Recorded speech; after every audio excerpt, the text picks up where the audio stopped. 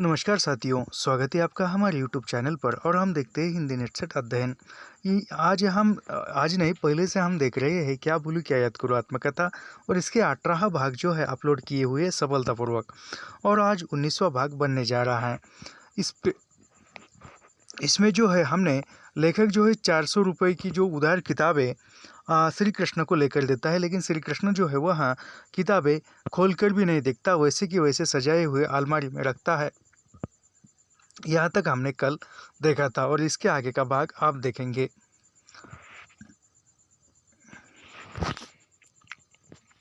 औपचारिक भेंट मुलाकातों बातों और उनके कतिपय प्रयत्नों और उनके अप्रिय परिणामों के बावजूद पर मैं सच कहूँ तो मेरी कवि शायद उन्हें नहीं भुला सका। यानी कवि लेखक जो है उन्हें भुला न सका। अपने कवि से तो मैं बेहारा हूँ। यानी लेखक जो है खुद के अंदर जो कविता लिखने की प्रतिभा है या कवि है, उससे लेखक खुद हारे हैं। 18 वर्ष बाद जब मैंने कैम्ब्रिज में यह कविता लिखी थी, यानी 18 वर्ष के बाद कैम्ब्रिज विश्वविद्यालय में लेखक ने एक कविता लिखी थी। कौन सी, वह याद रखिए, पूछा जा सकता है। भावना तुमने उभरी थी, भावना तुमने उभारी थी कभी मेरी। यानी भावना तुमने उभारी थी मेरी। लेखक ने, हरिवंश ने यह कविता कहाँ पर लिखी थी? तो कैम्ब्रिज विश्वविद्यालय में लिखी थी, याद रखिए, भूला नहीं मैं। यानी ये इसका पूरा नाम यहाँ से यहाँ तक है। भावना तुमने उभारी थी कभी मेरी, भूला नहीं मैं। यह कविता जो है, इस शीर्षक की कविता जो है लेखक ने कैम्ब्रिज विश्वविद्यालय में लिखी थी, याद रखिए। श्री कृष्ण तो ही मेरी स्मृति में था, कई कविताएं लिखते हुए अनायास रानी भी मेरे दिमाग में रही हो। तो मैं नहीं कह सकता पाप मेरे वास्ते है नाम लेकर आज भी तुमको बुलाना। यानी पाप मेरे वास्ते है नाम लेकर आज भी तुमको बुलाना। पंक्ति से आरंभ होने वाले गीत में शायद एक झलक उसकी भी देखी जा सकती है। किसकी? रानी की, यानी प्रकाशों की। कवि के मुख से कभी कभी भविष्यवाणी निकल जाती है। यानी कवि के मुख से जो है कभी कभी भविष्यवाणी भी निकल जाती है। ये बात सच है। वो कैसे? जैसे कोई सिंगल है, आजकल के भाषा में कहा जाए तो किसी का बाबू सोना नहीं है, वह अकेला है और उसके सामने यह गीत बज जाए, काश कोई लड़की मुझे प्यार करती या काश कोई लड़का मुझे प्यार करता, तो उसको लगता है कि यह पंक्ति मेरे लिए लिखी हुई है।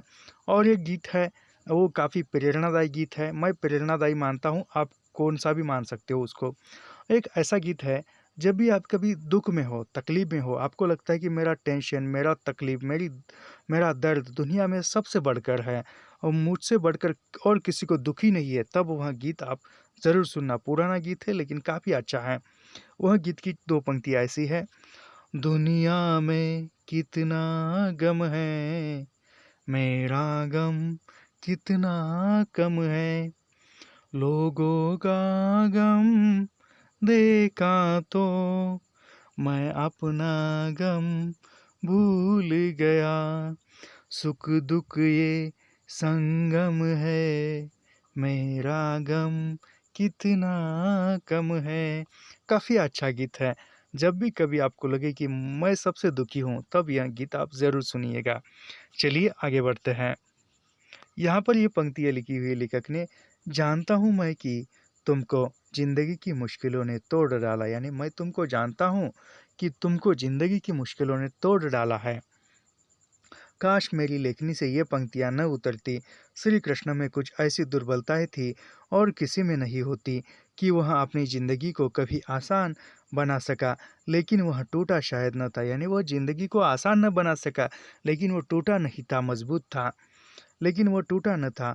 मुझे इन पंक्तियों को लिखते हुए बड़ा क्लेश हो रहा है कि अभी कुछ महीने हुए उसकी एकमात्र संतान, यानी कुछ महीने हुए कि एकमात्र जो श्री कृष्ण की संतान है, वह जवान बेटा ट्रक के नीचे दबकर मर गया। और श्री कृष्ण सचमुच आप टूट गया। यानी किसी का बेटे की मृत्यु हो जाती है तो वह टूट जाता है। कौन इतने बड़े सदमे में न टूटता। वह मुझसे बहुत दूर पर नहीं है, पर मेरी हिम्मत नहीं होती कि उस ध्वंसा अवशेष के सामने जाकर खड़ा हो। यानी लेखक कहता है कि उस जो ध्वंस हुआ है, टूट चुका है श्री कृष्ण, उसके सामने आप खड़ा होने की मेरी हिम्मत नहीं है। शायद वह जानता भी नहीं कि कोई कविता मैंने उस पर भी लिखी। यानी उस दर्द पर, उसके टूटने पर, उसमें जो सदमा है, उस सदमे पर कविता लिखी है। वह श्री कृष्ण जानता नहीं, न शायद रानी ने ही उपयुक्त कविता में अपनी झलक देखी होगी। न वह श्री कृष्ण जानता है और ना ही रानी जानती है। कविता की दुनिया से अब वह बहुत दूर चली गई है। रानी जो है अब कविता की दुनिया से बहुत दूर गई है। नारी पुरुष विशेष को पाकर योग्य अयोग्य होती है, यानी ये इम्पोर्टेंट है। नारी पुरुष विशेष को पाकर नारी पुरुष में विशेष को पाकर अयोग्य अयोग्य होती है। रानी ने यशपाल को मन से वर्ण किया था, यानी रानी ने यशपाल को मन से वर्ण किया था और वह और वयोचित भावनाओं के उतार चढ़ाव के बावजूद अंत में उसने उन्हीं से शादी की, यानी अंत में यशपाल के साथ रानी की शादी होती है। रानी का नाम भी प्रकाशो है, याद रखिए। रानी में जो कर्मलिप्ति, श्रमशीलता और व्यवहारिकता थी, वह शायद यशपाल सा दृढ़ संकल्प, उद्यमी और आत्मविश्वासी कलाकार पाकर पूर्ण रीति से उभरी। जो श्री कृष्ण ऐसे अकर्म, भावुकता, जर्जर और भाग्य निर्भर व्यक्ति के संसर्ग में दब गई थी, यानी वह जो है श्री कृष्ण जैसे अकर्म, यानी भावुकता से जर्जर, भाग्य निर्भर ऐसे व्यक्ति के संसर्ग में, ऐसे व्यक्ति के संपर्क में आकर वह दब गई थी। और पहले जो थी वह रानी एक क्रांतिकारी विचारधारा की थी, बम बनाने वाली थी। पुरुष का भाग्य अपना पौरुष है, यानी पुरुष का भाग्य जो है वह अपना पौरुष है, वही उसका भगवान है। गीता में भगवान कृष्ण ने कहा है कि मैं पौरुष नरसु हूँ, अर्थात पौरुष में नर माही। श्री कृष्ण में भगवान श्री कृष्ण का यही रूप नहीं था, पौरुष, यानी श्री कृष्ण के अंदर भगवान श्री कृष्ण का पौरुष जो गुण था वह नहीं था, इसलिए वह अपने भाग्य का निर्माण नहीं कर सका। भाग्य की ओर देखता रहा कि वह उसका निर्माण कर दे, यानी भाग्य का निर्माण हमें करना पड़ता है, भाग्य हमारा निर्माण नहीं करता। काफ़ी अच्छी बात है, याद रखिए, भाग्य का निर्माण हमें करना पड़ता है, भाग्य हमारा निर्माण नहीं करता। और भाग्य ने उसे विध्वस्त करके एक खंडहर सा बनाकर छोड़ दिया। यदि आप सोचेंगे कि हमारे भाग्य में जो है वो होकर रहेगा, यह सोचकर आप हाथ धरे बैठे रहोगे, कुछ काम नहीं करोगे, कुछ भी जो भी ज़िंदगी चल रही है उसी प्रकार ज़िंदगी को चलने दीजिए, तो ये भाग्य जो है आपको उल्टा बर्बाद कर देगा, उससे उभर कर नहीं आएगा। यदि आप सोचोगे आज मेरे पास पैसा नहीं है, आज मेरे पास नौकरी नहीं है, आज मैं बेरोज़गार हूँ, यह सोचकर आप यदि बैठोगे तो आप जो है बर्बाद हो जाओगे। लेकिन यह सोचकर आप काम करते रहोगे, कार्य करते रहोगे, तो एक दिन आपका स्वर्ण दिन उजड़ कर सामने आ जाएगा। लेकिन सब कुछ विश्लेषण करने के बाद शायद किस्मत भी कोई चीज़ है, यानी सब कुछ विश्लेषण करने के बाद किस्मत भी कोई चीज़ है। शेक्सपियर के किसी समालोचक ने उसके बारे में लिखा है कि उसके नाटकों में कैरेक्टर इज डेस्टिनी, यानी डेस्टिनी यानी प्रकृति, वृत्ति ही किस्मत है, यानी वृत्ति ही किस्मत है। ये किसने? शेक्सपियर के नाटकों के या शेक्सपियर के एक आलोचक ने यह कहा था कि डेस्टिनी यानी कैरेक्टर इज डेस्टिनी, यानी हर एक पात्र जो है वहाँ भाग्यशाली है या भाग्य पर निर्भर है, ऐसा वृत्ति ही किस्मत है, यानी हर एक की वृत्ति जो है वही किस्मत है। और वृत्ति का चुनाव हम नहीं कर सकते, उसमें थोड़ा बहुत बदलाव हम कर ले, यानी वृत्ति में हम बदलाव नहीं कर सकते, लेकिन थोड़ा बहुत बदलाव कर सकते। तो थोड़ा बहुत जो बदलाव है वही बदलाव अच्छा कीजिए, आपका भाग्य, आपकी किस्मत जो है आपके कदमों में हो सकती है। पर किस्मत बड़ी सन की और कुल विनोद प्रिय भी है। कभी कभी केवल अपने कौतूहलवश दो ऐसे व्यक्तियों को साथ कर देती है जो अपनी वृत्तियों में एक दूसरे से बिल्कुल विपरीत है। यानी कभी कभी किस्मत जो है, किस्मत क्या है, भाग्य क्या है कि दो विपरीत वृत्ति वाले इंसानों को एक जगह मिलाती है। जैसे कि एक को बहुत ज़्यादा बोलना उसकी वृत्ति है, बहुत ज़्यादा वो बोल सकता है और उसको बोलना अच्छा लगता है, और दूसरे को बहुत कम सुनना पसंद है। तो बोलने वाले का और बहुत कम सुनने वाले का, इन दोनों में कभी जम पाएगी क्या अच्छी जोड़ी? तो नहीं। श्री कृष्ण और रानी को वर्षों के लिए एक साथ कर देना किस्मत का, मैं समझता हूँ, एक ऐसा ही रू कौतुक था। किस्मत के बारे में मेरी जवानी के दिनों में एक गज़ल गाई थी, यानी किस्मत के बारे में, यानी भाग्य क्या है, किस्मत क्या है, इस पर लेखक ने जवानी के दिनों में एक गज़ल गाई थी, बड़ी लोकप्रिय थी। उसकी दो पंक्तियाँ मुझे अब भी याद है। वह दो पंक्तियाँ लेखक को याद है, लेखक को जो दो पंक्तियाँ याद है वह दो पंक्तियाँ क्या है वह हम पढ़ेंगे। दो फूल साथ फूले किस्मत जुदा जुदा है, एक शाह नामवर है, एक राह का गदा है। वाह, क्या बहुत बढ़िया है। बच्चन साहब के लिए तालियां तो हो जानी चाहिए। फिर से पढ़ता हूँ मैं। दो फूल सात फूले किस्मत जुदा जुदा है, एक शाह नामवर है एक राह का गधा है। गधा फारसी में फ़कीर को कहते हैं, यानी याद रखिए गधा फारसी में फ़कीर को कहते हैं। ये इम्पोर्टेंट है, याद रखिए। एक दिन एक ही नगर में वृद्ध वृद्ध होते हुए श्री कृष्ण सूरी और श्रीमती प्रकाशवती पाल को देखकर इन पंक्तियों का शूल सत्य एक फिर मेरी छाती को छू गया था। जीवन के तीव्रतम अनुभवों से एक मिनट जीवन के तीव्रतम अनुभवों से केवल एक बार गुजर कर मनुष्य अपने मुक्त नहीं हो जाता। पिछले 7-8 महीनों में जो घटा था वह बीत चुका था, यानी जो भी पिछले 7-8 महीनों में जो भी घटित हुआ था वह बीत चुका था। लेखक भूल गए थे, भूले नहीं थे, भूले नहीं है तभी वो लिख रहे हैं ना। कभी लौटने वाली नहीं था, किंतु भौतिक धरातल पर मानसिक धरातल पर वह हर दिन लौटता था। यानी भले ही वह दिन बीत गए, भले ही वह स्थिति बीत गई है, लेकिन वह यादें जो थी वह यादें अब भी मौजूद रहती है दिमाग में। जैसे किसी का ब्रेकअप 3 साल पहले हुआ है, आज भी कोई उसको उसकी प्रेयसी की या प्रेम की बात याद आती है तो वह प्रेयसी के साथ जिस प्रकार उसने दिन बिताए थे वह दिन उसके सामने एक चलचित्र उसके मस्तिष्क में निर्माण होता है। दिन में कई बार लौटता था किसी बात को भुलवाने के लिए। संभवतः प्रकृति का यही तरीका है कि बार बार उसकी याद दिलाई जाए। जिस घर में रानी 3 मास रह कर गई थी, यानी लेखक के घर में रानी जो है 3 मास रह कर गई थी, अब उस छत पर छतियों कमरों से कितनी प्रिय अप्रिय स्मृतियाँ जोड़ गई थी। जिस घर में वह 5 महीने श्री कृष्ण के साथ रही थी उससे भी कितनी कड़ू कष्टदायक मादक यादें जुड़ी थी। और उसी के नीचे से कम दिन में 2 बार मैं आता जाता था, उस जगह से होकर भी जहाँ जहाँ मैं एक सुनी संध्या को बेहोश होकर गिर पड़ा था। जब वह जमुना किनारे आत्महत्या करने जाते हैं और वहाँ से लेखक को लाता है और खुद बेहोश हो जाता है, यह हमने कल देखा था। वहीं पहुँचते ही उस समय की सारी घटना जैसे मेरी आंखों के आगे फिर से अभिनीत होती थी। साइकिल के पैडल पर मेरे पाँव डगमगाते थे और मुझे लगता था कि मैं गिरा यह मैं कर सकता था कि उधर से जाऊँ ही नहीं, यानी लेखक यह सोच सकते कि उस गली से जाऊँ ही नहीं। पर न जाने कौन शक्ति मेरी साइकिल का हैंडल उधर ही घुमा देती है और वे सब जगह बाहर से अधिक तो मेरे अंदर थी।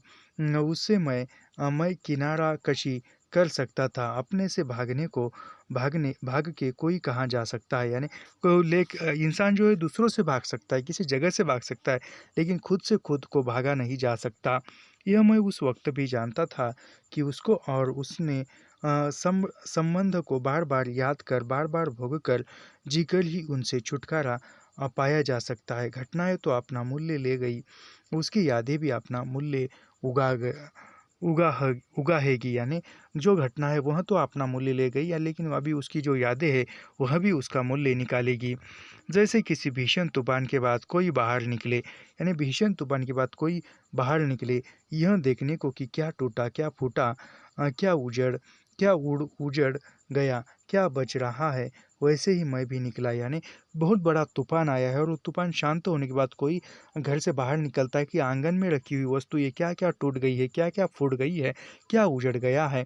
उसी प्रकार लेखक जो है तूफान निकल गया है, लेकिन आप निकले हैं उस याद के तूफानों में, क्या क्या हमारा चल बसा है, क्या क्या टूटा है फूटा है उजड़ गया है। कुछ भी अपनी पुरानी शक्ल में न दिखा, न जड़ में न चेतन में, सिवाय एक चीज़ के अपनी कविता के। यानी केवल लेखक को उस तूफान के बाद केवल अपनी कविता दिखाई दी। खयाम के खेमों को यह भयंकर बवंडर भी उड़ा सका था। मधुशाला जो कि त्यों खड़ी थी, यानी मधुशाला जो थी खड़ी थी। आपने सब कलश कंगूरों गुब्दों मीनारों के साथ मधुबाला अपने गीतों को उन्हीं पहले के मोहक और मादक स्वरों में गा रही थी, जैसे उस प्रबल प्रभंजन के इर्द गुब्बारे उसके गले को छुआ ही न हो। गनीमत है जो बचा है पहले उसी को संभाले, यानी गनीमत क्या है, जो बचा है तूफान के बाद उसी को संभाले। पंडित पद्मकांत मालवीय मधुशाला को भूल ही गए थे, यानी पद्मकांत मालवीय जो संपादक थे वह लगभग मधुशाला की किताब को भूली गए थे। सुगरी बहू सुधी मोरी बिसारी पांडुलिपि को लिए साल होने को आए थे और अब तक केवल 2 पर्चे छपे थे, वे ही 8-8 पेजों के, यानी कुल 16 रुबाइयाँ।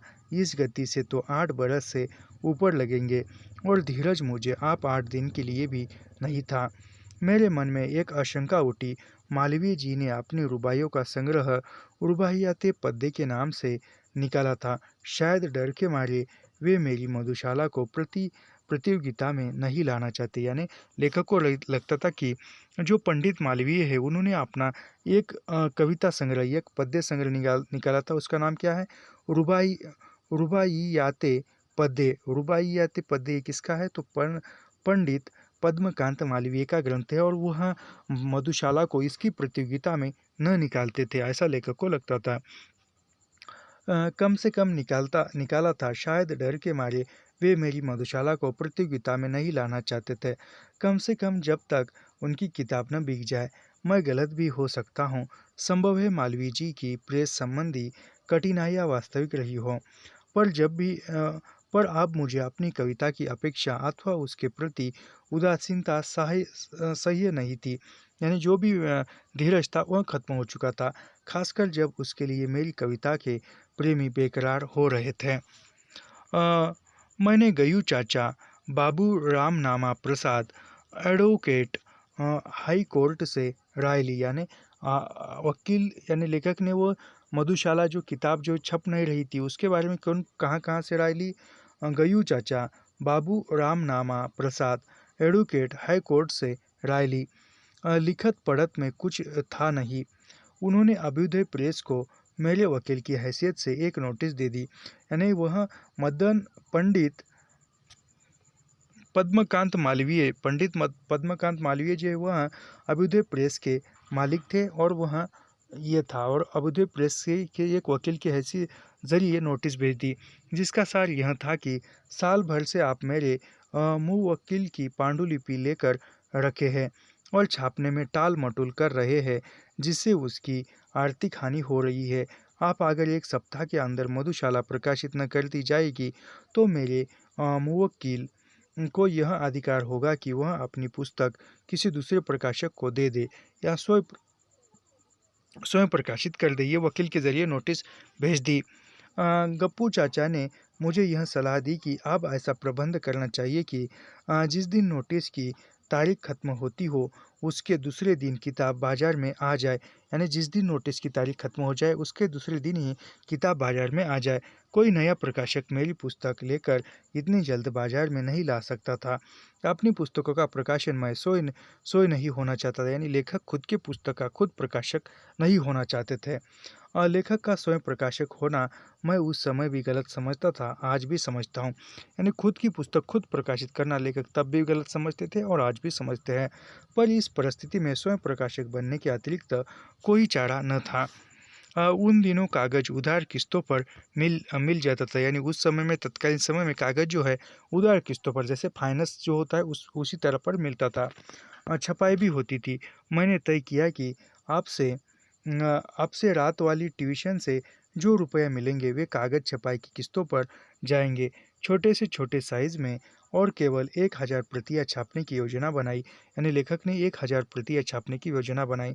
प्रकाशन संस्था का नाम सुषमा निकुंज रख दिया। यानी जो प्रकाशक संस्था थी, प्रकाशन संस्था लेखक ने खुद की, उसका नाम क्या रखा? तो सुषमा निकुंज उसका नाम रख दिया। स्वामित्व पिताजी के नाम पर दिया। यानी उसका स्वामित्व सुषमा निकुंज, यह हरिवंश ने स्थापित किया प्रकाशन, और उसका स्वामित्व किसको बनाया? अपने पिताजी प्रताप नारायण को बना दिया। पिताजी को एक पत्र प्रकाशन कार्यालय का जीवन भर का तजुर्बा था। यानी लेखक को, यानी प्रताप नारायण को पहले से पायनियर प्रेस में तजुर्बा था। सोचा उनसे कुछ सहायता मिल जाएगी, बिक्री आदि को वे देख लेंगे। घर पर बेकार बैठे हैं, कुछ काम उनकी रुचि का मिल गया तो करना पसंद करेंगे और उनका मन भी लगा रहेगा। उनसे सलाह मशवरा किया तो वे अपना सहयोग देने को तैयार हो गए। उन दिनों कायस्थ पाठशाला प्रेस नया खुला था। यानी उस समय में कायस्थ पाठशाला प्रेस जो था वह नया खुला था। कायस्थ पाठशाला का मैं पूर्व विद्यार्थी था, यानी लेखक कायस्थ पाठशाला के पूर्व विद्यार्थी भी थे। उनके प्रबंध भी मधुशाला के प्रेमी थे, यानी कायस्थ पाठशाला के प्रकाशन भी में एक मधुशाला के काव्य प्रेमी थे। और बहुत दिनों से उनकी प्रतीक्षा में थे। उन्होंने आश्वासन दिया कि मैं कागज का प्रबंध कर दूं, तो वे सप्ताह भर के अंदर पुस्तक छाप देंगे। यानी कायस्थ पाठशाला के प्रकाशन ने कहा कि हम कागज का इंतजाम करेंगे, तो वो एक सप्ताह के अंदर पुस्तक छाप देंगे। जिल्दबंदी भी प्रेस में ही करा देंगे। बिल जाएगा जिसे मैं सुविधा से चुका सकता, यानी जो भी बिल आएगा वो मैं सुविधा के अनुसार चुकाऊंगा। एक साथ या किस्तों में मांग देखते हुए अच्छी बिक्री की उम्मीद ही थी। आनन फानन सारा प्रबंध किया गया। अभ्युदय प्रेस के लिए सप्ताह के अंदर किताब निकालना असंभव था, यानी अभ्युदय जो था वह पंडित मालवीय जी का जो था वह उसके द्वारा जो है किताब एक सप्ताह में निकलना असंभव था।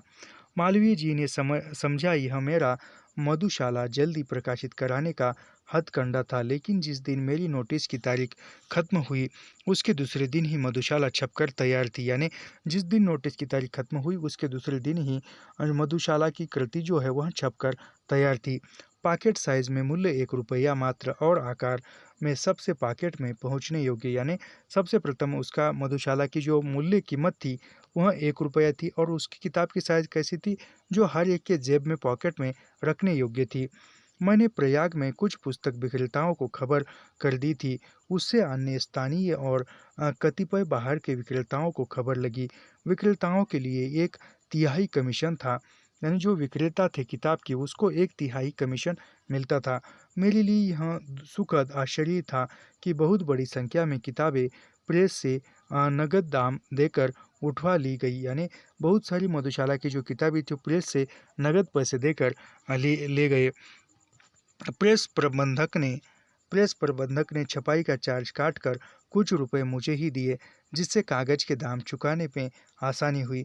इस प्रयोग की सफलता से संतुष्ट होकर मैंने खयाम की मधुशाला भी छपने को दे दी, यानी लेखक की पहली किताब जो थी वह मधुशाला प्रकाशित हुई और उसके बाद खयाम की मधुशाला भी छापने को दे दी।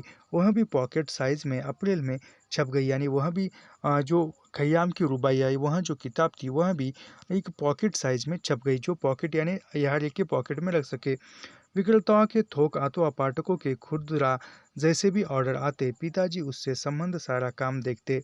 स्वयं प्रकाशक होकर भी मैंने प्रकाशक का झंझट एक दिन भी न जाना, यानी स्वयं प्रकाशक थे लेखक फिर भी उन्होंने खुद के उसके बारे में कुछ न जाना, जिससे मैं बहुत घबराता था, क्योंकि मुझे आशंका थी कि उससे मेरे एदे की चित्त सृजन में बाधा पहुंचेगी। यानी लेखक प्रकाशन की ओर देखेंगे तो जो सृजन है लेखन है उसमें बाधा आ जाएगी।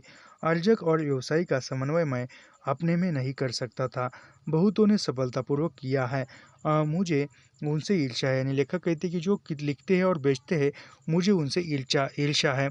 विवाह मध्यवित्त परिवारों में भावनात्मक से अधिक व्यावहारिक समस्या है, यानी विवाह जो है वह मध्यवित्त परिवारों में, यानी विवाह मध्यवर्ती परिवारों में वह भावनात्मक से व्यावहारिक समस्या है। कोई 2 रोटी पाकर खिलाए, प्रस्तावों की कमी नहीं थी। छोटे भाई ने दूसरी शादी कर ली बादा में ही, यानी छोटे भाई की जो पत्नी की मृत्यु हुई थी उसने दूसरी शादी कर ली बादा में, जहाँ उनकी पहली शादी हुई थी। उनकी बदली इलाहाबाद हो गई। बैंक का काम करते थे, हिसाब किताब वे माहिर थे। सुषमा निकुंज का भी हिसाब रखने लगी, यानी सुषमा निकुंज प्रेस का भी वह लेखक के छोटे भाई जो है वह हिसाब रखने लगे। पिताजी का हाथ बटा। अप्रैल के अंत अथवा मई के आरंभ में इंदौर में अखिल भारतीय हिंदी साहित्य सम्मेलन का वार्षिक उत्सव होने वाला था, यानी इंदौर में अखिल भारतीय हिंदी साहित्य सम्मेलन का आयोजन हुआ था वार्षिक। सबसे बड़ा आकर्षण यह था कि गांधी जी उसका सभापतित्व करने वाले थे, यानी अखिल भारतीय हिंदी साहित्य सम्मेलन का वार्षिक उत्सव जो है वह कहाँ होने वाला था, इंदौर में होने वाला था, और इसके सभापति जो थे वह महात्मा गांधी थे। मेरा मन कुछ परिवर्तन के लिए भी व्यग्र था। मैंने इंदौर जाने का कार्यक्रम बना लिया। श्यामा को साथ के लिए नई देवरानी मिल गई, यानी श्यामा को साथ रहने के लिए नई देवरानी मिल गई, जो कि उनके छोटे भाई की शादी हो गई थी। यात्रा की एक तस्वीर न जाने क्यों मन में स्पष्ट है। तीसरे दर्जे के डिब्बे में बैठा था। महादेवी जी और नवीन जी उसी डिब्बे में थे, यानी तीसरे दर्जे के डिब्बे में लेखक बैठकर यात्रा कर रहे थे और महादेवी जी वर्मा जो थी महिला विद्यापीठ की प्रिंसिपल, महादेवी और नवीन जी थे उसी डिब्बे में थे। महादेवी जी का एक बेंच पर सो रही थी और नवीन जी उसके सिरहाने बैठे प्रेम प्रेम से उनके मुंह पर पंखा झल रहे थे। टम लोग एक दिन को खंडवा रुके थे। माखनलाल चतुर्वेदी ने सबको अपने यहाँ ठहराया था, यानी माखनलाल चतुर्वेदी ने सभी को वहाँ पर ठहराया था। संध्या को एक हाल में कवि सम्मेलन हुआ था जिसमें महादेवी जी, नवीन जी और मैंने कविता पढ़ी थी। उसी सम्मेलन के बहुत से चित्र मन पर है। मंच पर महाराजा यशवंतराव होलकर और धन कुबेर हुकुमचंद सेठ के बीच अधिक नहीं तो समान गरिमा से बैठा एक नंगा फकीर इंदौर की रियासत में गांधी जी के आगमन का सर्वप्रथम अवसर था। सुबह वे किसी सड़क पर घूमने जाते थे और आधी रात से लोग उन्हें देखने के लिए किनारे के बगलों में आ बैठते थे। यानी सुबह सुबह जो है, बड़ी सुबह ही गांधी जी जब घूमने जाते थे, मॉर्निंग वॉक करने जाते थे, तो उनको देखने के लिए लेकर अनेक लोग सड़क पर आधी रात पर जाकर ही रुकते थे सड़क के किनारे। और लेखक नंगा फकीर यानी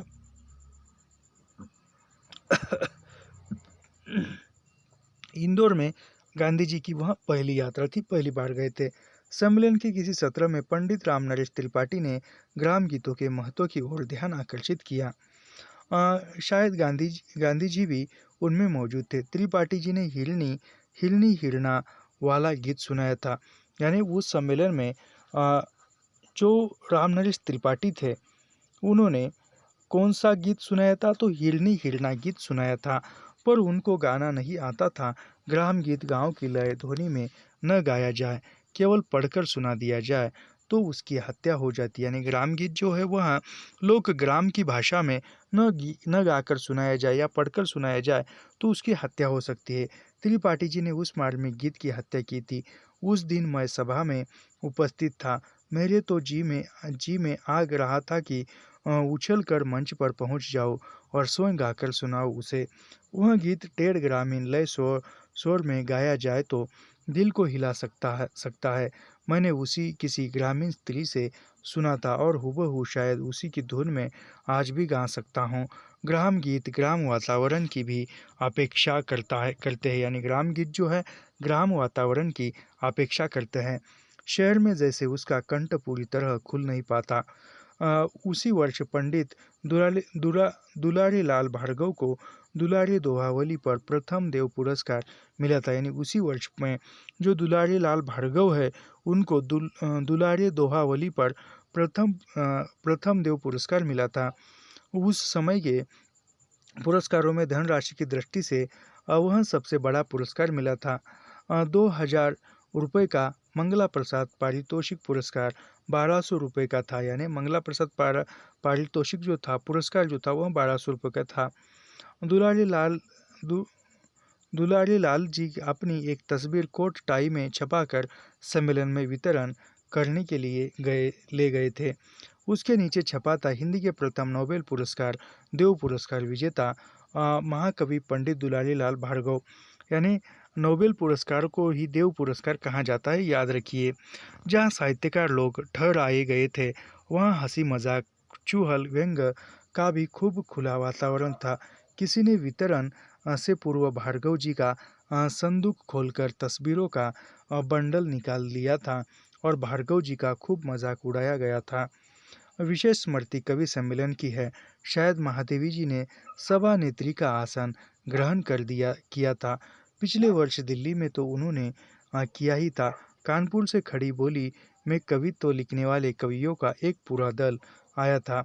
यानी कहाँ से खड़ी बोली लिखने वाले कवियों का दल आया था, तो कानपुर से, याद रखिए। कनपुरीय होकर भी उन सब में भिन्न थे। सियाराम शरण गुप्त भी कविता सुनाने आए थे। तकली भी चलाते जाते थे, कविता भी सुनाते जाते थे। बीच में भूल गए और दब दब दब कर हकलाने लगे। जनता किसी को क्षमा नहीं करती, उन्हें उठ आना पड़ा। कविता पाठ की सरस्वती उनको सिद्ध न थी, यानी किसको कविता पाठ की सरस्वती सिद्ध नहीं थी, यानी कविता पाठ कौन नहीं कर सकता था? तो सियाराम शरण गुप्त नहीं कर सकते थे, याद रखिए। कविता अच्छी करते थे पर नीरज जैसे उनके एक हाथ की चुटकी में दबी कपास, नीरस विशद गुणमय भल दासु दिनेश चंदनी चोलट्या जो बात को डालमिया हुई तभी देखा था। राजस्थानी पोशाक में ताम्रवर्णी स्वस्थ यौवन का घटा शरीर, तब उनके गद्य काव्य की धूम थी। पंडित अनूप शर्मा अनूप बातचीत करते समय विदूषक पर कवित्व पढ़ते समय नर शार्दुल हो जाते थे। वे अपना कवित्व पढ़ते नहीं थे, दहाड़ते थे। मधुशाला इंदौर की जनता के सामने पहली बार आई थी, यानी मधुशाला जो थी वह इंदौर के पाठक वर्ग के सामने पहली बार आई थी। लोग झूम झूम उठे थे, बहुत से तो शायद मधुशाला का अर्थ भी नहीं समझते थे। एक किस्सा दूसरे दिन मैंने सुना था। किसी ने किसी सेठ से पूछा, शायद गिरिधर शर्मा नवरत्न ने सेठ जी मधुशाला शू छे, यानी मधुशाला क्या है? सेठ ने उत्तर दिया, मधुशाला शोई अपनी कांग्रेस हिंदू सभा मंदिर मुस्लिम लीग मस्जिद। किसी ने गांधी जी से शिकायत कर दी थी कि जिस सम्मेलन के आप सभापति हो उसमें मदिरा का गुणगान किया जाए, यानी किसी ने गांधी जी से शिकायत की कि जिस सम्मेलन के आप सभापति है उसमें मधुशाला क्यों सुनाई दे, यानी मधु यानी लगभग वह शराब को ही मान रहे थे, लेकिन लेखक की मधुशाला अलग थी। बड़े आश्चर्य की बात है, दूसरे दिन अंतरंग सभा की बैठक थी। रात के 12 बजे गांधी जी ने 11:55 पर मुझे सभा हाल के बगल वाले कमरे में मिलने को बुलाया, यानी 12 बजे जो है वहाँ सभा आयोजित की गई थी। रात से 11:55 यानी 12 बजने के लिए 5 मिनट बाकी है, तभी लेखक को गांधी जी ने एक बगल वाले कमरे में बुलवाया। लोगों को मांगने पर भी गांधी जी से मिलने का समय नहीं मिलता था, यानी लोग मिलना चाहते थे लेकिन गांधी जी के पास मिलने के लिए समय नहीं थे, लेकिन गांधी जी ने लेखक को मिलने के लिए समय दिया। मुझे बुलवाने की खुशी थी, डर भी। अगर कह दे कि मधुशाला न पढ़ा करूँ या नष्ट कर दूँ तो उसकी आज्ञा को टालना कैसे संभव होगा? गांधी जी ने शिकायत की, चर्चा की और कुछ पद सुनने चाहिए, यानी गांधी जी ने चर्चा की, यह मधुशाला है, मधु पर लिखी हुई है, शराब पर है, ऐसी कुछ चर्चा की होगी और कुछ पद या कुछ पंक्तियाँ सुनी। कुछ सत्कर्ता मैंने भी बरती, चुन चुनकर ऐसी रुबाइयाँ सुनाई जिसके संकेतार्थ शायद उन्हें सहज ग्राह्य होते। दो की मुझे याद है, यानी कुछ गिन चुनकर लेखक ने याद करते हुए अच्छी पंक्तियाँ, अच्छे छंद जो है वह सुनाए और वह गांधी जी को पसंद आए।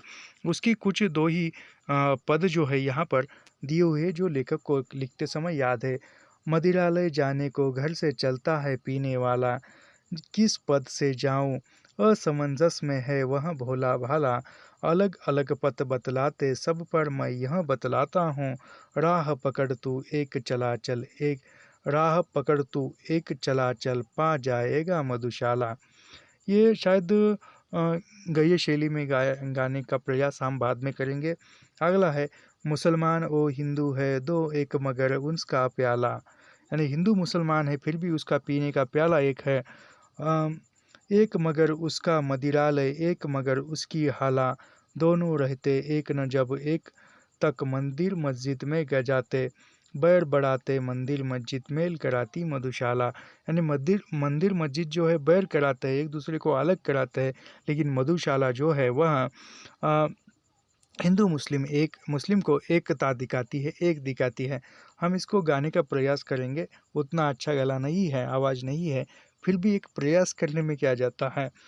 मदिरालय जाने को घर से चलता है पीने वाला, किस पद से जाऊँ असमंजस में है वह भोला भाला, अलग अलग पथ बतलाते हैं सब पर मैं यह बतलाता हूँ, राह पकड़ तू एक चला चल पा जाएगा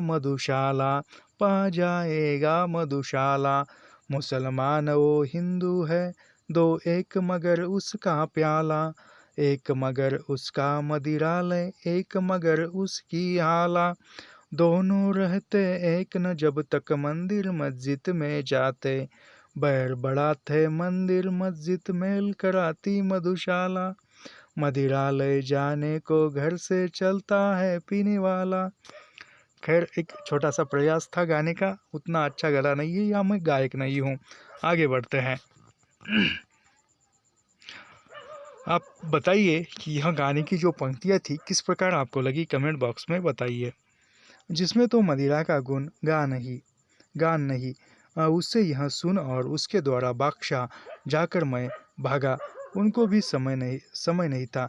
शरीर से गांधी जी ने इतने निकट बैठने का मेरा पहला, यानी शरीर से गांधी जी के इतने निकट बैठने का लेखक का पहला अवसर था। ये एकता का संदेश सुनकर गांधी जी को अच्छी लगी मधुशाला।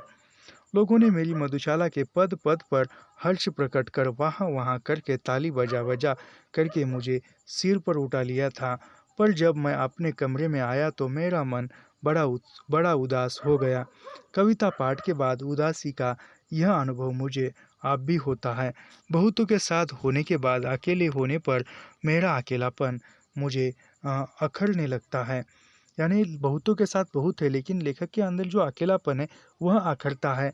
शायद मेरी कविता से मेरी ही कुछ यादें भावनाएं जगती हो जो मुझे अज्ञात बेचैन करने लगती है। यानी कविता में खुद की भावनाएं, खुद ने जो जिया है वह हो। कविता पाठ करते समय पहले मुझे अक्सर लगता था कि कोई दूसरा सुना रहा है और मैं सुन रहा हूँ, और उससे मैं स्वयं प्रभावित हो रहा हूँ। यानी मैं वक्ता श्रोता साथ साथ हूँ। अपने ही में मैं साकी पीने वाला मधुशाला। फिर भी यह शायद अपने एकाकीपन के अनुभव की ही अभिव्यक्ति है, किसी रहस्यवादी सत्य की नहीं।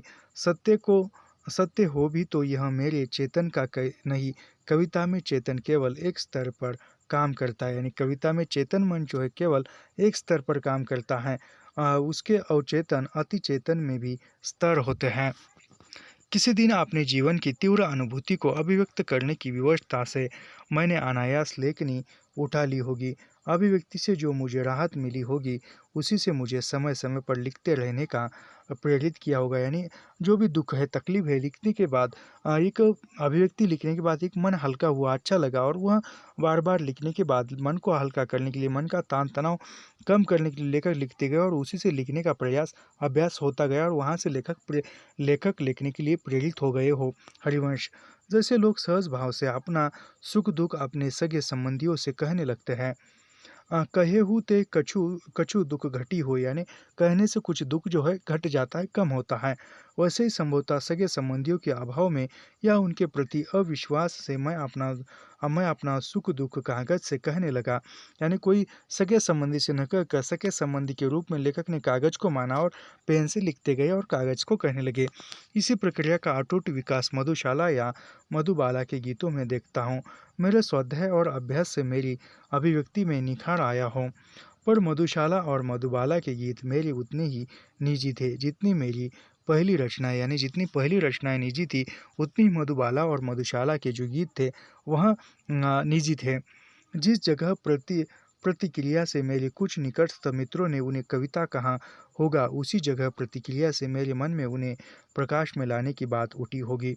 मेरी कविता मेरी अनुभूतियों से सीधी उठी हुई चीज़ थी, और जब उसे प्रकाश में लाया गया तो मुझे इसकी आशा बिल्कुल न थी कि वह औरों की भी अपनी अनुभूति प्रतीत होगी। यानी लेखक ने जब प्रकाश में लाया, सुनाया, मंचों पर सुनाया, किताब में लाया, तो वह औरों की भी अनुभूति है, अब औरों की भी अभिव्यक्ति है, ऐसा न लगा। कोई सिद्धांत बनाकर, कोई वाद विशेष चलाने के विचार से, कोई दर्शन प्रतिपादित करने के ध्येय से, कोई क्रांति लाने का लक्ष्य करके अथवा स्थापित और प्रचलित काव्य विधा छायावाद के विरुद्ध विद्रोह का कोई झंडा खड़ने के लिए यह कविता करता नहीं आई थी। यानी ये याद रखिए, इम्पोर्टेंट है, याद रखिए। कहाँ से? काव्य विधा छायावाद के विरुद्ध विद्रोह का कोई झंडा खड़ा करने के लिए यह कविता नहीं आई थी। यह हरिवंश का कथन है, याद रखिए। पर जब वह आई तो यह सब उसमें देखा गया, और समय के साथ अधिक देखा जाने लगा है। मगर मेरी कविता में यह सब था तो यह मेरे जीवन में आ चुका था। कोई सिद्धांत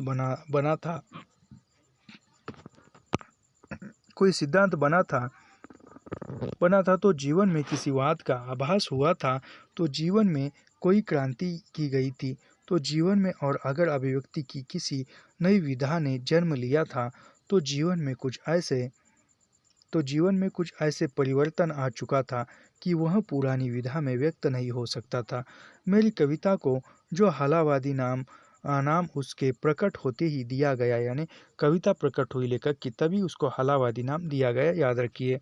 पीछे सिर्फ मुझे एक बात स्पष्ट दिखाई दी कि उसे छायावाद से भिन्न समझा गया, यानी छायावाद से अलग समझा गया।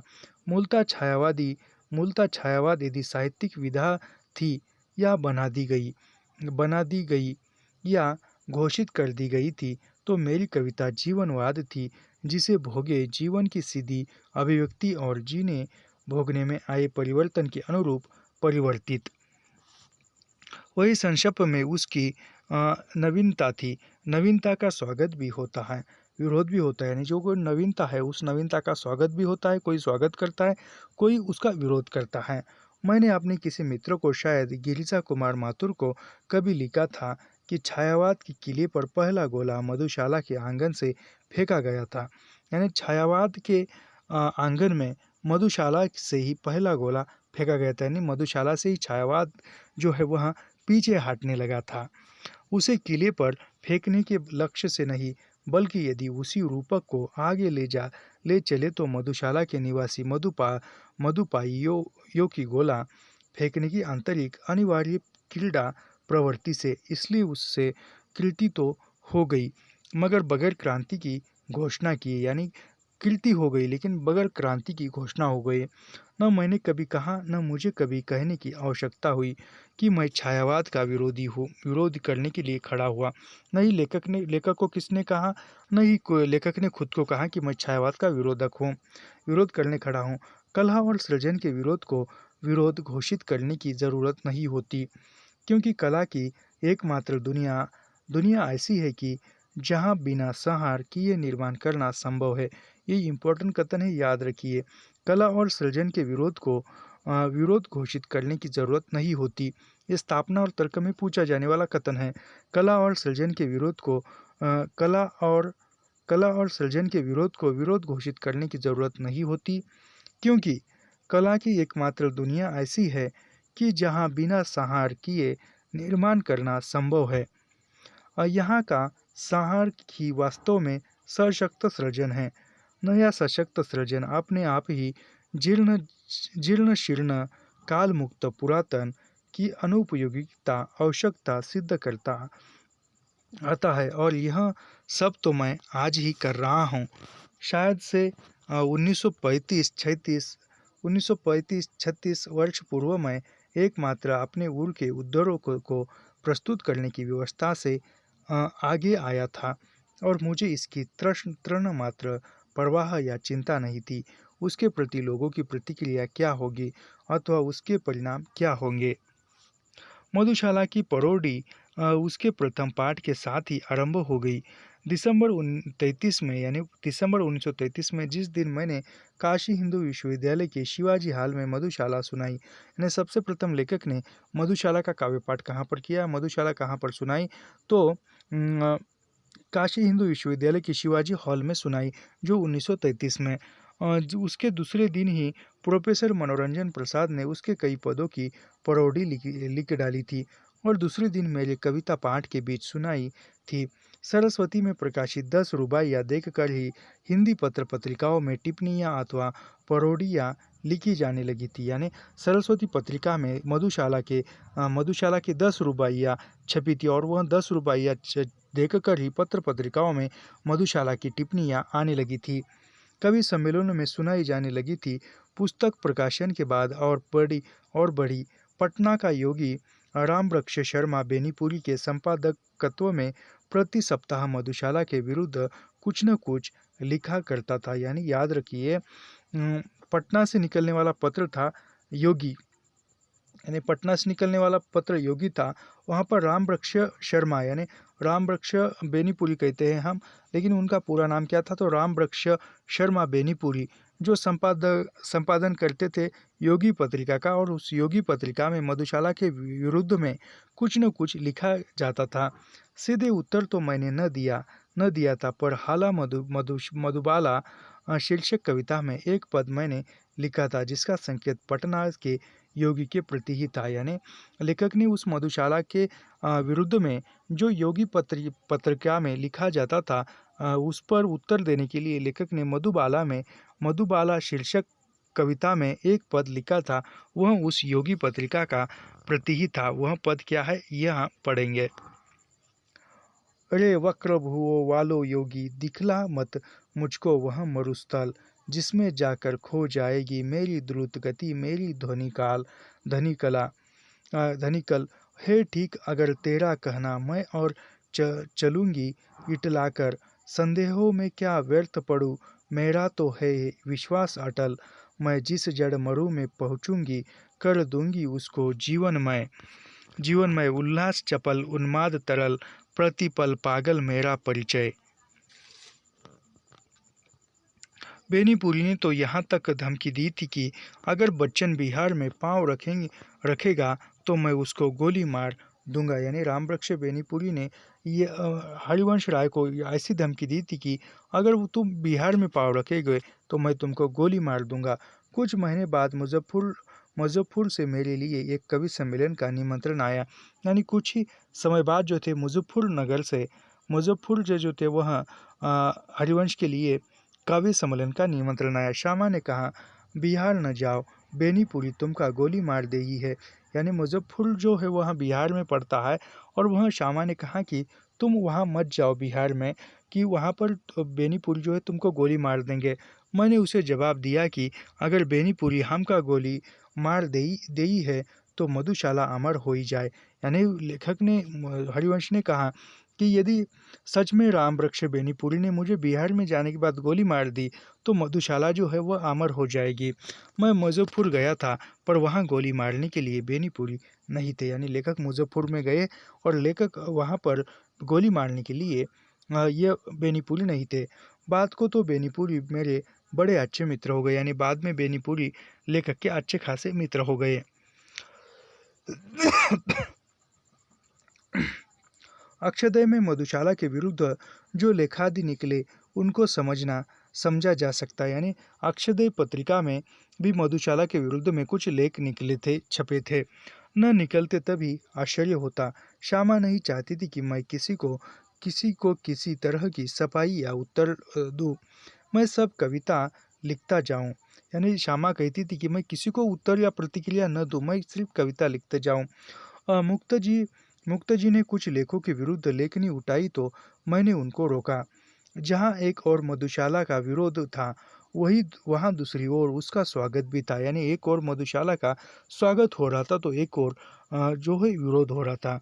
मधुशाला लोग खरीद रहे थे, इसका सबूत तो मेरे पास ही था। पढ़ रहे थे, गा रहे थे, सुना रहे थे। कवि सम्मेलन में लोग उसे सुनकर पागल हो जाते थे, और मेरे लिए भी यह कम आश्चर्य की बात न थी कि लोग उनमें क्या पाते हैं। अभी एक हाल ही में मंचीय कवि है, उनका नाम है स्वयं श्रीवास्तव। बहुत अच्छे कवि है और वह काफ़ी प्रेरणादायी गाते हैं। घर से निकलना ही पड़ा घर के वास्ते, बहुत अच्छा ये है पंक्ति है। और उनकी एक बहुत प्रेरणादायी एक पंक्तियाँ है, मुझे अब याद नहीं आ रही है, लेकिन ऐसी पंक्ति है कि उनकी स्वयं श्रीवास्तव सर की बहुत अच्छी पंक्ति है। हाल ही में वर्तमान में बहुत मंच पर वो गाते हैं। वह पंक्तियाँ ऐसी है कि मुझे इतनी अच्छी लगी वह पंक्तियाँ। सच में एक आगे बढ़ने के लिए एक प्रेरणा मिली उस पंक्तियों से, कि पुरखों से विरासत में हमें कुछ न मिला था, ये जो चेहरे पे जो दिख रही है खून पसीने की चमक है। ये बहुत बड़ी पंक्ति है, सुनकर पागल हो जाते थे। और यानी वह मधुशाला सुनकर लोग पागल हो जाते थे, और लेखक के लिए आश्चर्य की बात थी। उसमें क्या पाते जो सुनकर विभोर हो जाते हैं। किसी भी नए लेखक के लिए शुरू से ही उतनी प्रशंसा उनका सिर फिरा देने के लिए पर्याप्त थी, उनके साहित्यिक विकास की बाधा बन सकती थी। इसे मैं अपना सौभाग्य और अपने लिए वरदान भी मानता हूँ कि न मैंने विरोधों पर मुँह फुलाया और न वहानियों पर फूल कर कुप्पा हुआ। करे कोई निंदा दिन रात, सुयन का पीटे कोई ढोल, किए कानों को आपने बंद, रही बुलबुल डालों पर बोल, सुरा पी मधु पी कर मधुपान। यानी लेखक कहते हैं कि कोई कुछ भी करे, कोई निंदा करे, कुछ करे, दिन रात करे, इसमें कुछ नहीं है। मेरे हृदय के अंदर अंदर एक जोरदार स्रोत फूट पड़ा था और उससे ऊह में जो एक प्रबल धार बह चली थी, उसके विरोध या पक्ष में जो कागजी कार्रवाइयाँ हो रही थी, उनकी प्रभाव उससे कितनी थी, शायद वह इन पंक्तियों से मैंने अच्छी तरह व्यक्त हो सकता था। यानी जो भी कागजी कार्रवाई चल रही थी, उस पर लेखक लिखते हैं।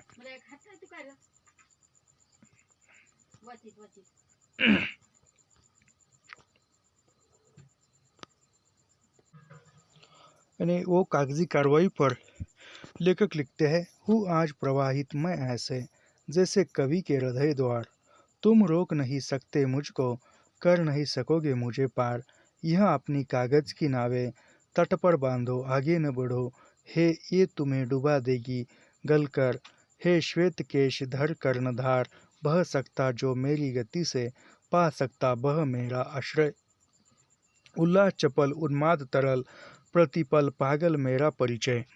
ये लेखक लिखते हैं। श्यामा श्यामा प्रतिवर्ष गर्मी आते आते ज्वरग्रस्त हो जाती।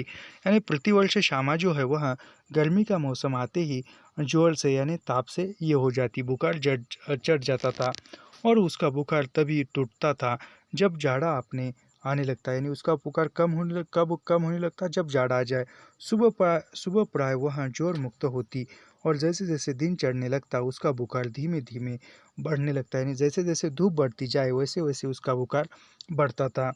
बहुत ऊंचे भी न जाता, बस यही 101 डिग्री अंश सेल्सियस, वहाँ तक 101 102 से ऊपर कभी नहीं। वह दुर्बल और कुछ पीली पड़ जाती, कुछ उसका वजन भी घट जाता और उसका उपचार मंदशय के आधार पर होता। दवा इंजेक्शनों के अतिरिक्त उसे कैल्शियम ग्लूकोज हर हर लिक्स दिन में कई बार दिए जाते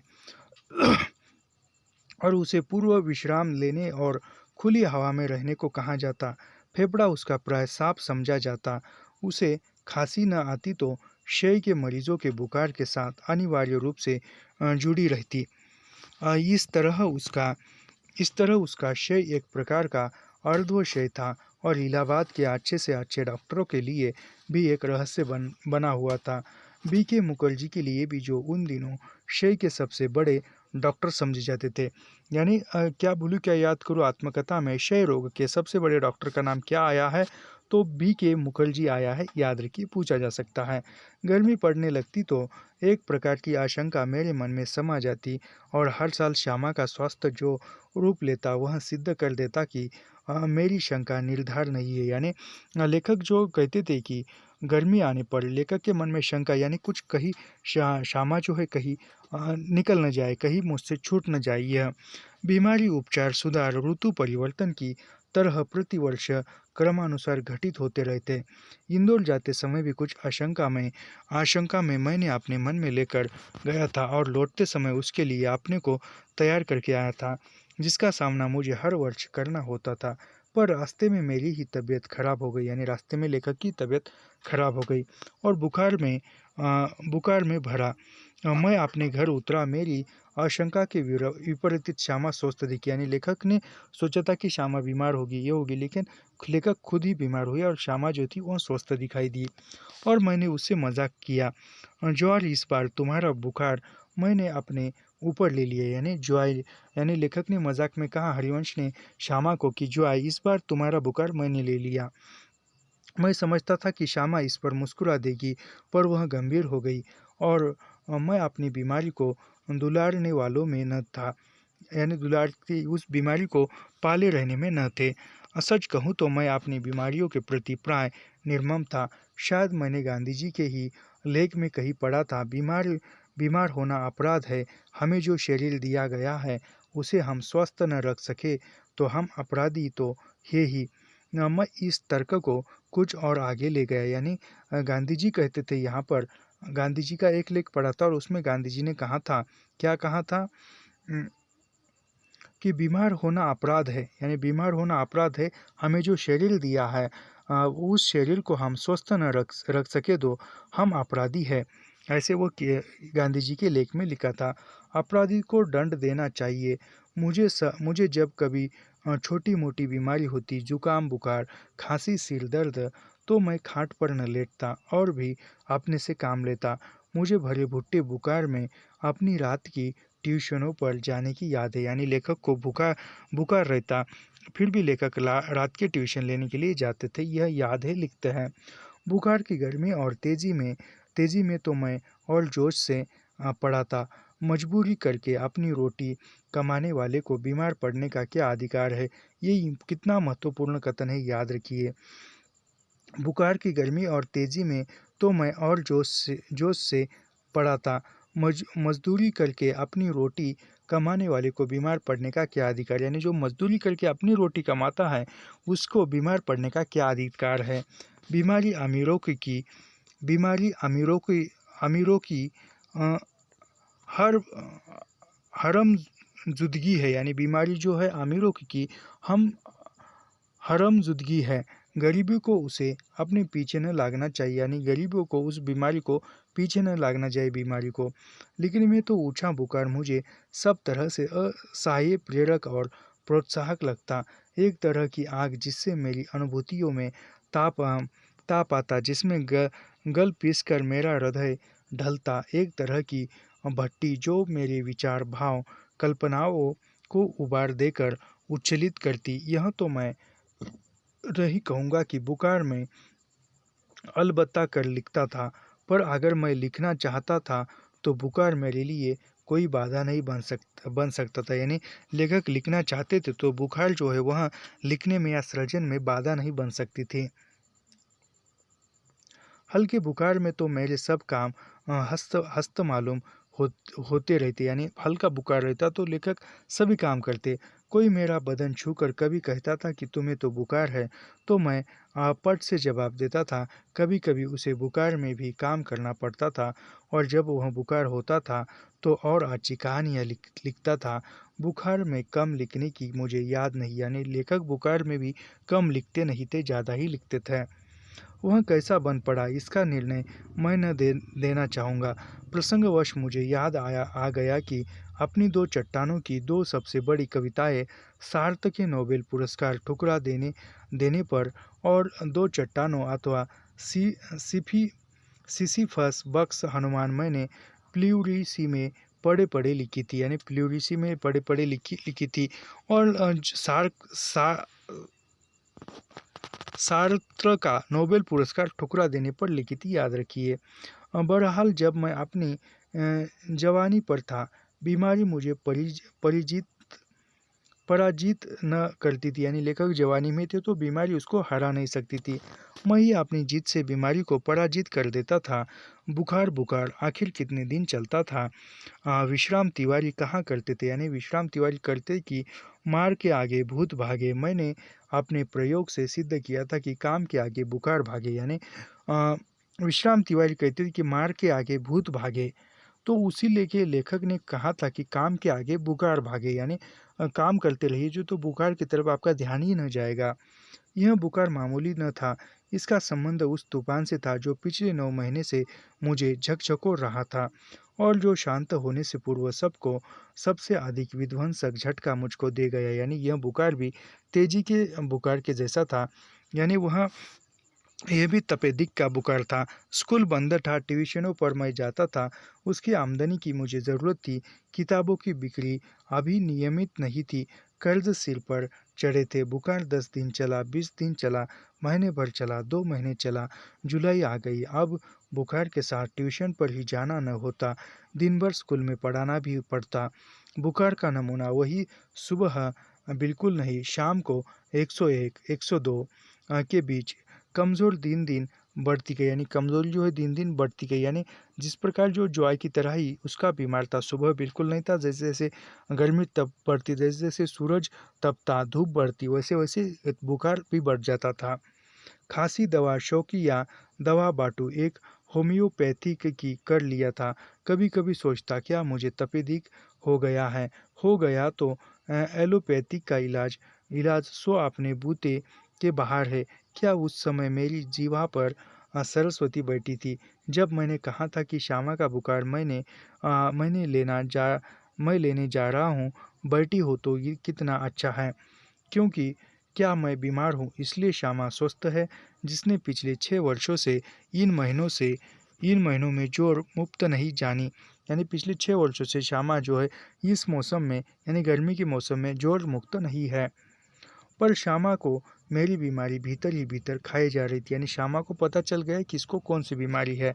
उसने अपनी इच्छा बल से जैसे अपने को स्वस्थ कर लिया था, वही कहीं भी मेरी चिंता न बना जाए। उसके अतिरिक्त मेरी बीमारी का शायद किसी को पता भी न था, क्योंकि सारे काम तो मैं सामान्य रूप से किए जाता था। गर्मी ने तो सभी थोड़े बहुत दुबले हो जाते हैं। यानी गर्मी में तो सभी थोड़े बहुत दुबले हो जाते हैं। तो सभी को देखने वाले को लगता कि ये गर्मी की वजह से हुआ होगा। एक दिन उसने मुझसे कहा कि मैं डॉक्टर बीके मुखर्जी से अपनी परीक्षा कराऊं। यानी एक दिन श्यामा ने कहा कि हरिवंश को कि मैं डॉक्टर बीके मुखर्जी के पास जाकर अपना परीक्षण तपासनी कराऊं। मैंने टाल मटोल की तो उसने ब्रह्मास्त्र छेड़ दिया। मैं जब तक अपने को डॉक्टर को न दिखाऊंगा वह खाना नहीं खाएगी। ब्रह्मास्त्र तो मानना ही था। यानी श्यामा ने कहा कि जब तक आप डॉक्टर के पास नहीं जाओगे तब तक मैं खाना नहीं खाऊंगी। डॉक्टर मुखर्जी को भय था कि मुझ पर क्षय का आक्रमण हुआ है। नुस्खा उन्होंने लिख दिया और कुछ दिन चिंता मुक्त होकर पूरी तरह आराम करने को कहा। नुस्खा मुझे मौत का परवाह ना लगा। क्या मेरी विदा का समय आ गया? क्या इतने ही दिनों के लिए आया था? इतना ही गाने गुनगुनाने, केवल इतना भ्रम संघर्ष करने, इतने दुख संकट उठाने, स्वागत के ही था विदा की होती देखी। यानी स्वागत के ही था कि विदा में स्वागत ही हो रहा था तो विदाई भी होने देखा। बंद लगी होने खुलते ही मेरी जीवन मधुशाला। क्या मैंने अपनी भविष्यवाणी स्वयं कर दी थी? सबसे सब सबसे मर्मविधि प्रश्न था, क्या श्यामा के भाग्य में वैविध्य भी था? कि क्या श्यामा के भाग्य में वैविध्य लिखा हुआ था? यहाँ पर हम रुकते हैं और ऐसे ही अध्ययन करने के लिए हमारे चैनल को सब्सक्राइब कीजिए, लाइक कीजिए और शेयर करना मत भूलिए। मिलते हैं नेक्स्ट वीडियो में। धन्यवाद।